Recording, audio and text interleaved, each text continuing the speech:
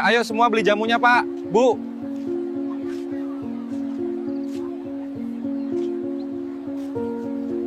Assalamualaikum teman-teman semua. Selamat datang di channel Denny Ahmad Azhar. Kali ini kita bakal bahas kisah nyata yang sangat menyentuh dan bikin hati kita hangat. Cerita ini tentang seorang bule yang rela meninggalkan segalanya demi sebuah keyakinan, tapi justru ditolak keluarganya sendiri.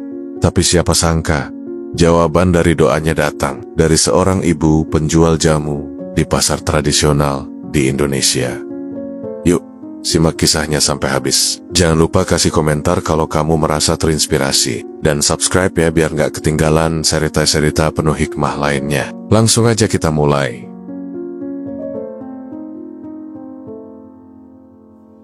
Namanya Michael, usia 28 tahun, berasal dari Belanda. Sejak kecil, ia tumbuh di lingkungan keluarga Katolik yang taat. Setiap minggu pagi, keluarganya selalu pergi ke gereja bersama. Ia hafal semua doa-doa dan tradisi keluarganya. Tapi entah kenapa, ketika mulai menginjak usia remaja, ada rasa kosong yang terus menghantui pikirannya. Setiap malam, ia sering terdiam di kamarnya, bertanya dalam hati tentang arti hidup ini. Siapa sebenarnya Tuhan? Kenapa manusia diciptakan? Dan kemana kita akan kembali setelah mati? Pertanyaan-pertanyaan itu menghantuinya.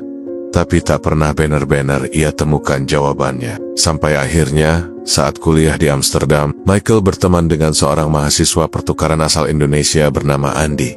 Andi adalah seorang muslim yang sederhana, ramah, dan bijak dalam berbicara. Dari obrolan ringan soal makanan dan budaya, lambat laun mereka mulai berdiskusi tentang kepercayaan. Michael yang awalnya hanya penasaran, akhirnya terpancing untuk mencari tahu lebih dalam. Diam-diam, ia mulai menonton ceramah-ceramah Islam di YouTube. Ia juga membeli Al-Quran terjemahan bahasa Inggris dan membacanya saat malam hari. Tak ada satupun dari keluarganya yang tahu. Diam-diam pula, ia mencoba menirukan gerakan salat di kamarnya.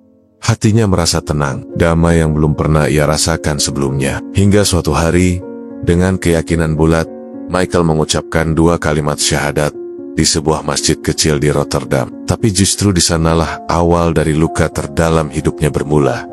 Begitu Michael menyampaikan kepada orang tuanya bahwa ia telah masuk Islam, suasana rumah yang dulu hangat berubah dingin dalam sekejap. Ibunya menatapnya seolah tak mengenal lagi siapa dia. Ayahnya berdiri membelakanginya.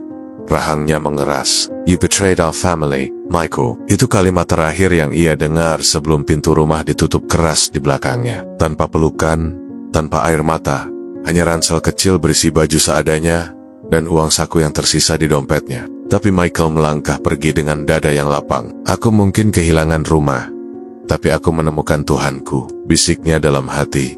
Ia membeli tiket sekali jalan ke Indonesia.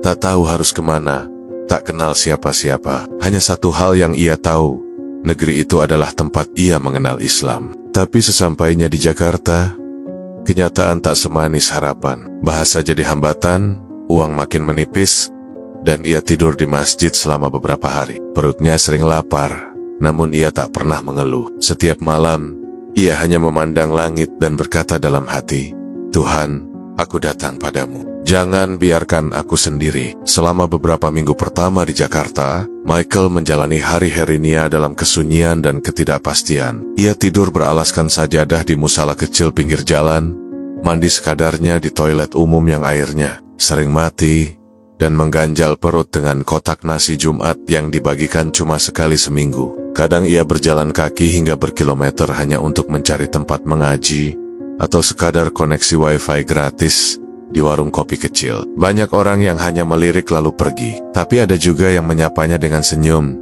meski sekadar memberi air minum atau sebungkus roti. Suatu sore yang panas, saat tubuhnya benar-benar lelah, Michael duduk terkulai di pinggir pasar. Keringatnya menetes, perutnya melilit. Lalu seorang ibu penjual jamu menghampirinya. Bajunya lusuh, wajahnya keriput tapi hangat. Tanpa banyak tanya, ia menyodorkan sebungkus nasi hangat dan sebotol jamu kunir asam. "Kamu kenapa, nak? Kok pucat banget?" tanyanya lembut. Michael menatapnya.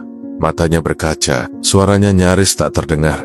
"Saya nggak punya siapa-siapa di sini, Bu." Saat itu, untuk pertama kalinya sejak diusir keluarganya, Michael merasa seperti sedang bicara dengan seorang ibu. Nama ibu itu Bu Yayah, penjual jamu keliling yang hidup sederhana.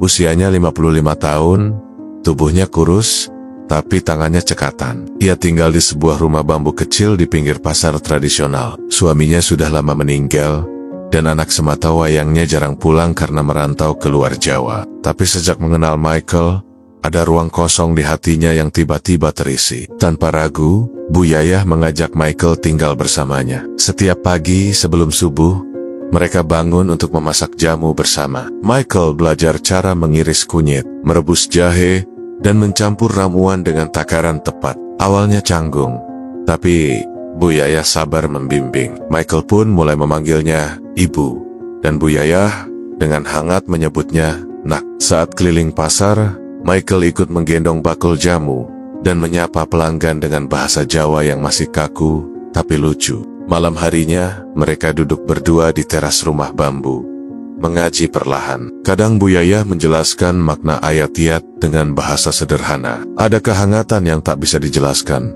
rasa yang selama ini hilang dari hidup Michael. Di balik kesederhanaan itu, ia menemukan rumah bukan sekadar tempat tinggal, tapi rumah yang membuat jiwanya kembali pulih. Kini sudah 3 tahun Michael tinggal di Indonesia. Kulitnya mulai terbiasa dengan terik matahari.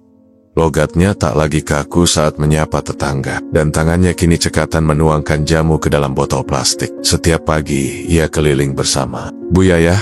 Senyumnya tak pernah absen meski peluh membasahi wajah. Tapi tak hanya itu, di sela-sela waktunya, Michael juga mengajar anak-anak kampung bahasa Inggris secara cuma-cuma. Ia tulis huruf-huruf besar di papan tulis reot. Sabar menjelaskan meski kadang tak satu pun muridnya menjawab dengan benar. Tapi baginya, itu adalah kebahagiaan. Saat ditanya, ia hanya bilang, "Aku memang kehilangan keluarga kandungku, tapi Allah memberiku keluarga yang jauh lebih hangat." Kisah mereka tersebar di media sosial setelah seseorang merekamnya saat membagikan jamu dan mengajar. Banyak orang mulai datang bukan hanya untuk membeli jamu, tapi juga ingin melihat langsung si bule jamu Moilab. Namun Michael tak pernah merasa dirinya istimewa. Ia tetap sederhana, tetap tidur di lantai bambu, dan tetap mencuci piring sendiri. Katanya, hidup ini bukan soal dari mana kita datang, tapi mau kita bawa kemana perjalanan ini. Jadi teman-teman, dari kisah ini kita belajar, kadang keputusan yang kita ambil untuk kebenaran bisa menyakitkan, tapi selalu ada pelangi setelah badai. Michael kehilangan orang tuanya, tapi justru dapat ibu yang lebih tulus dari seorang penjual jamu. Kalau kamu merasa tersentuh dengan kisah ini, yuk tulis komentar di bawah. Terima kasih Ibu Jamu, telah jadi ibu sejati bagi Michael. Jangan lupa share cerita ini ya biar makin banyak yang terinspirasi. Sampai jumpa di kisah selanjutnya. Wassalamualaikum warahmatullahi wabarakatuh.